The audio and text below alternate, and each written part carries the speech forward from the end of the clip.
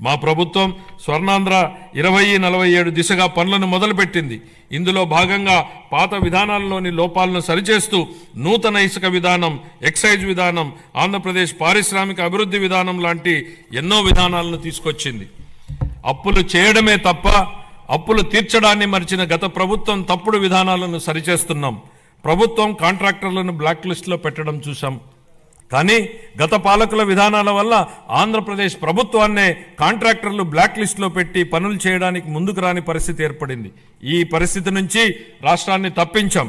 24 నుండి రాష్ట్ర ఆర్థిక వ్యవహారాలను సమర్థవంతంగా నిర్వహించడం ద్వారా రాష్ట్ర ప్రభుత్వాన్ని గాడిలో పెడుతున్న విధి విధానాలను ముచ్చుకు కొన్ని తెలియజేస్తున్నాను.